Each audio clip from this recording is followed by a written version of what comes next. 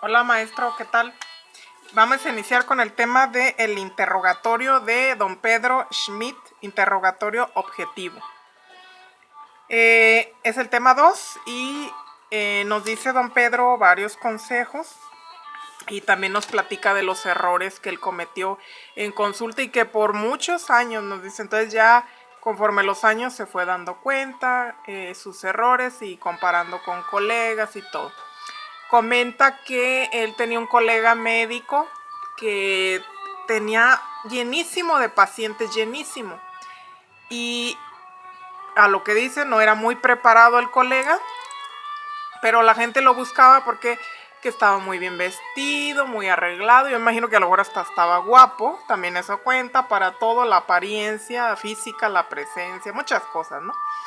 Entonces que las uñas muy cortaditas, muy limpiado, el pelo muy arreglado y pues de traje me imagino. Y no dijo él porque era hombre, pero yo me imagino que estaba muy guapo, ¿no?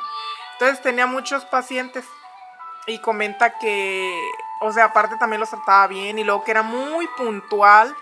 O sea, él llegaba a sus citas puntualísimo. Entonces la gente lo empezó a apreciar mucho, a seguir mucho.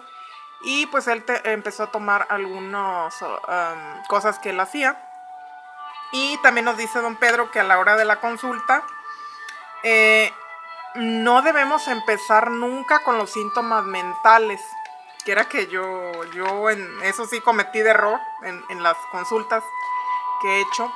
Porque comenta él que es como, pues lo voy a decir todo en mis palabras, maestro. O sea, es como presionar a la gente y hay gente que se saca de onda y hay gente que se asusta, hay gente que se molesta. Porque la gente va con sus dolencias físicas y pues jamás esperan que les vas a preguntar de lo emocional y lo mental. Entonces dice que eso se deja casi para el último. Porque al último lo que se deja es preguntar los síntomas sexuales. Eso es muy importante, pero recomienda él que eso nunca se pregunte en la primer consulta, jamás. Hasta que veas que el paciente ya te agarró confianza, ya hiciste tu rapport bien, entonces así disimuladamente. Y a veces puedes hacerle preguntas al paciente mientras estás haciendo la historia clínica. En el apartado que viene, lo de enfermedades venéreas, ahí dice que puede, y sí yo he entrado en esos temas, en la historia clínica, en lo sexual, ahí sí se puede. O por ejemplo, cuando algunos pacientes que traen enfermedades venéreas o problemas en sus partes, hay gente que sí suelta prendas y sí cuenta su vida sexual y hay gente que no. Entonces, yo en mi poquita práctica que he llevado, hay gente que no he necesitado de preguntarle, solitas cuentan, y más porque tienen enfermedades en sus partes, ya sea en los pechos, en su útero, en su vagina. Entonces hay gente que sí cuenta sus cosas que le pasaron, traumas, etc, etc, y hay gente que no. Y eso dijo él, que con mucho tacto, con mucho respeto, y recomienda él que sea, pero ya en consultas más avanzadas como la tercera, la cuarta, y que veas tú que el paciente ya te agarró confianza. Entonces es lo último que tienes que preguntar, los síntomas sexuales. Y es muy importante, dice él, que para que demos con los medicamentos, en primer lugar, pues vamos a iniciar con síntomas generales, ¿no? Dentro de ahí viene pues los físicos y es lo que empieza la gente a contarte. Y dice que hay que examinarlos y es algo que yo sí he necesitado en consulta y yo sí había pensado, maestro, nomás yo me preguntaba cómo lo haré. Dice que él, o sea, el buscar, le llama a él un momento de tregua, creo. Momento de tregua. O sea, sí, un tiempo para que vayas reflexionando el caso, vayas reflexionando tú disimuladamente qué medicamento le vas a dar al paciente. Su tip que da él es que él revisaba los ojos. Entonces, si yo tengo que comprar un aparato, ¿no? O sea, y ya, entonces, es lo que dice la gente, como pegaba la piocha al aparato, pues se callaba. Entonces ya no hablaban y él aprovechaba para ir pensando, analizando el caso y era el momento de tregua y comenta que otros médicos pues tenían otros tips para ese momento de tregua y dice que pues es conveniente por dos motivos el momento de tregua, la examinación física del paciente, la observación, o sea, revisarlos de la lengua. Dice que él también le gusta mucho, le gustaba, pues ya se murió, le gustaba revisar la lengua. Yo es algo que siempre hago, revisar la lengua, y más para decidir medicamentos que yo había pensado. Y ahí los ojos, él dijo, entonces, y es lo que dice, mientras estás inspeccionando, palpando al paciente, observándolo, puedes ir meditando, ¿no? En el caso, y la gente pues se queda quieta, callada, y tú aprovechas para ir reflexionando, y es tu momento de tregua, ¿no? De, ahora sí, de tiempo fuera, pido esquina, y tienes tu tiempo de ir reflexionando disimuladamente. Me encantaron esos consejos, maestro. Yo creo que sí los voy a aplicar.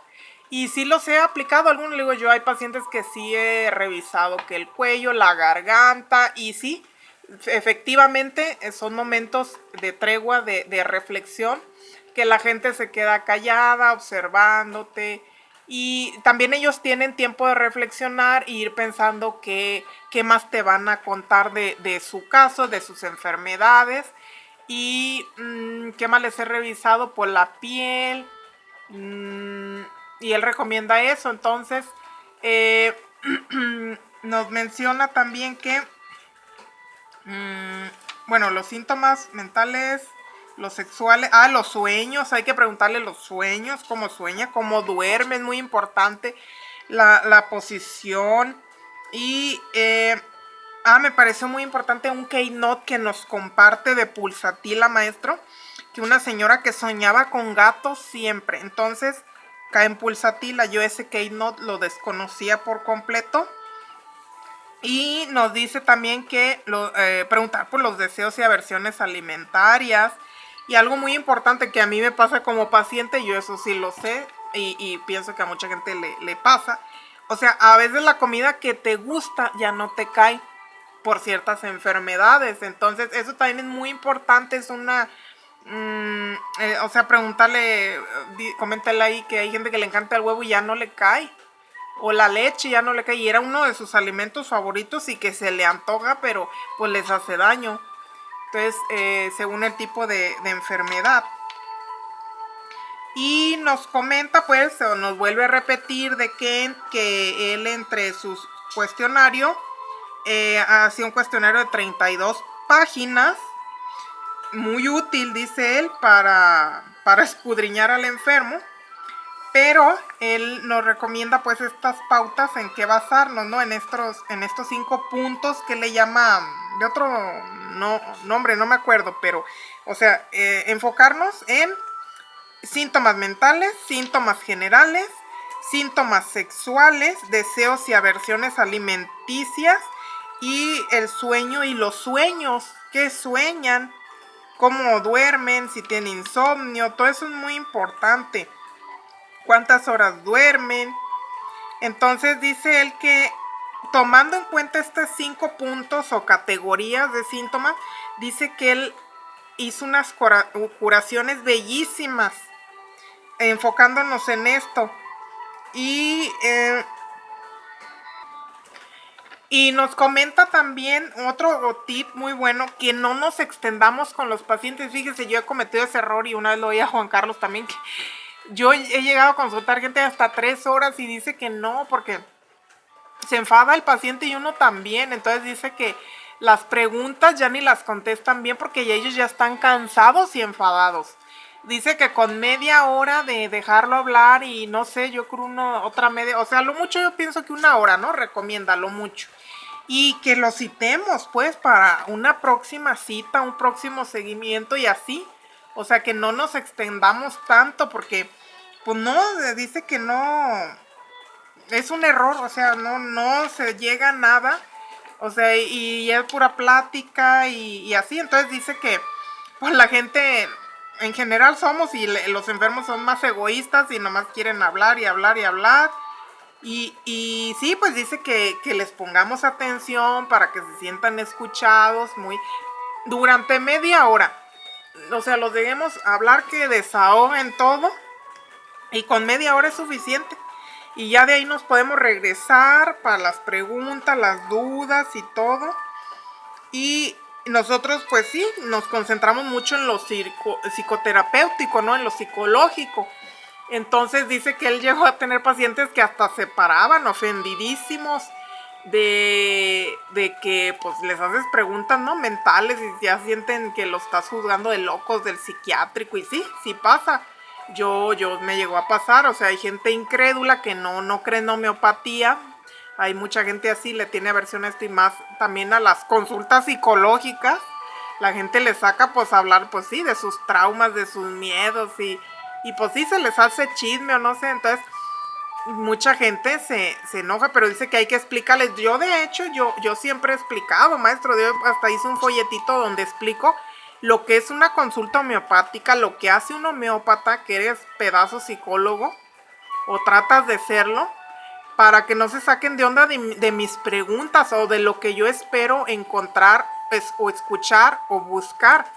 Y hay gente que ya de ahí como que se motivan más, se entusiasman más, les entra más la curiosidad y sí aceptan. Y hay gente que no, al contrario, se retiran más, no creen, se asustan, dicen, ay no. Entonces digo, bueno, eso es común, ya no me sentí tan mal. Digo, al doctor don Pedro también le pasó igual que a mí. Yo ya me lo estaba tomando personal, maestro, pero pues así es. Y da unos tips que usted ya no los había dado, maestro, a la hora de buscar las rúbricas. También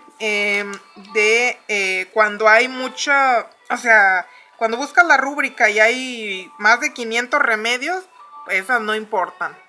Entonces, cuando son poquitos los medicamentos, esas son las rúbricas importantes, y usted ya no lo había explicado. Eso sí recuerdo, ahí reafirmé.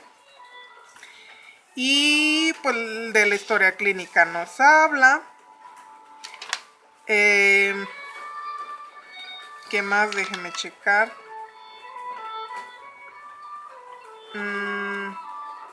Sí, se me hizo curioso. Que habla pues el doctor de los sueños, que el dormir para todos es como pues como la muerte, ¿no? Como un misterio. Y sí, pues el sueño se acerca a la muerte, sí, es como un misterio, es como un parecido a morir, ¿no? Entonces dice que es algo muy importante, por lo mismo llega a lo profundo del ser humano, a la psique, y que muchos lo catalogan como un viaje astral, ¿no? Y así pues cada quien tiene su concepción del sueño, pero me parece muy importante porque de eso mismo hablan los hindúes, los budistas, del sueño, que es algo así parecido. Y nos dice, pues creo que todo, maestro, ya para no enfadarlo, con otro de mis temas. Ahí si se me pasa algo, pues ahí me dice qué onda. Entonces yo creo que cerramos con esto. Gracias, maestro.